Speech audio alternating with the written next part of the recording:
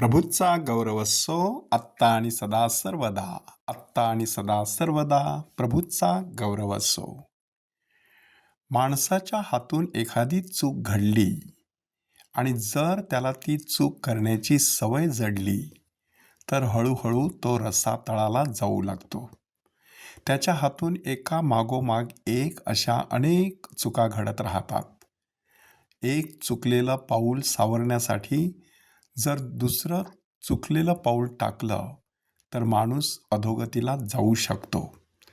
आणि तसंच काहीसं शौल राजाच्या बाबतीत झालेलं आहे की शौल राजाने अमालेकाविरुद्धच्या युद्धामध्ये लूट घरी घेऊन आणली आणि अशा वेळेला परमेश्वराचा राग त्याच्यावरती कोपला आणि त्यामुळे त्याचं राजेपद धोक्यात आलं. परमेश्वराचा आत्मा त्याला सोडून गेला आणि दुसरा दुष्ट आत्मा त्याला छळू लागला असं आपल्याला सांगण्यात आलेलं आहे.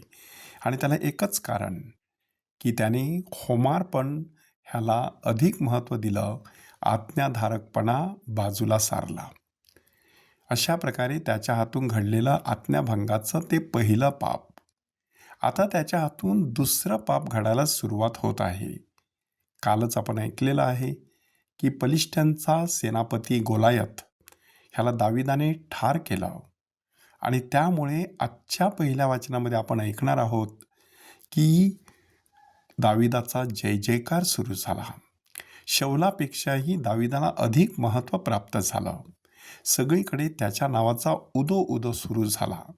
साहजिकच अधिकाराच्या जागी असलेला शौल ह्याच्या मनामध्ये मत्सराग्नी पेटला. तो दाविदाला ठार करण्याचा प्रयत्न करू लागला. हा सगळा प्रकार विचारात घेता मत्सर किंवा द्वेष, हेवा हा काय प्रकार असतो तो समजून घेणं गरजेचं आहे. जेव्हा दुसऱ्या व्यक्तीची स्तुती चालू असते तेव्हा माझ्या पोटात गोळा येत असतो, ह्याला आपण मत्सर म्हणतो. त्याच्यामागे भावना कोणती असते की माझ्यापेक्षा कोणाला तरी अधिक महत्त्व दिलं गेलेलं आहे. मला जे हवं होतं, मला स्तुती हवी होती, माझं कौतुक केलं गेलं पाहिजे होतं, माझ्यावरती लक्ष दिलं गेलं पाहिजे होतं, ते सगळं माझ्याऐवजी दुसऱ्याला मिळत आहे हे पाहिल्यानंतर माणसाला त्याचा हेवा वाटू लागतो. कधीकधी अशीही परिस्थिती असते की दुसऱ्या व्यक्तीला जे मिळालेलं असतं ते आपल्याला कधीच मिळणार नसतं. तशी आपली ऐपत नसते, बौद्धिक कुवत नसते, आर्थिक क्षमता नसते, तशी संधी नसते, तशी परिस्थितीसुद्धा नसते, परंतु ते दुसऱ्याला मिळालेलं आहे म्हणून माणसाला थोडासा मत्सर वाटू लागतो. अशा वेळेला माणसाने काय करायचं असतं? माणसाने स्वतःकडे पाहायचं असतं की त्या व्यक्तीला अमुक एक गोष्ट मिळालेली आहे, परंतु मलासुद्धा बऱ्याच गोष्टी मिळालेल्या आहेत. त्या सगळ्या गोष्टींचा आस्वाद मी खरोखर घेत आहे का? दुसरी महत्त्वाची गोष्ट म्हणजे की त्या व्यक्तीला अमुक एक गोष्ट मिळाली म्हणजे तो परिपूर्ण झाला का? नाही.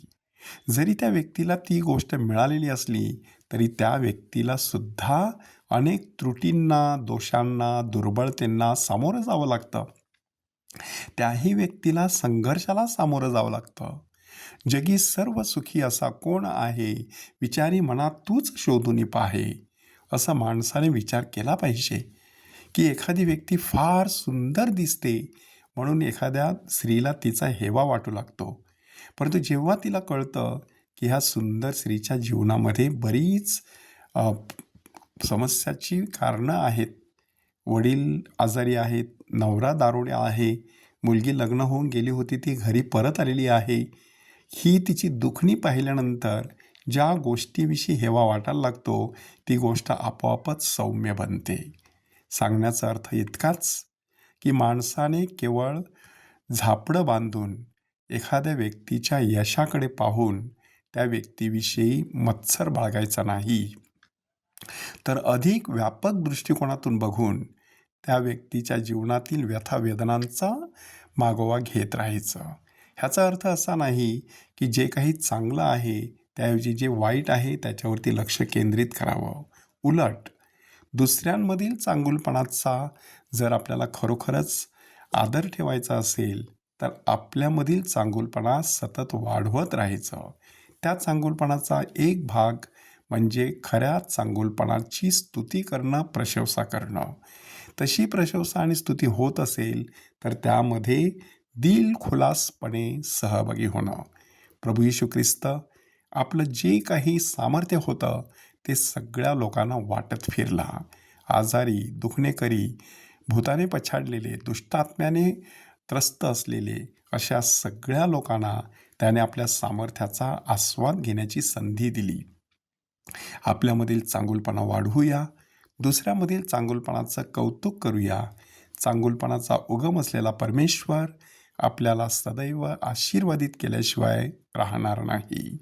त्या प्रभूचा गौरव असो, आत्ता आणि सदा सर्वदा.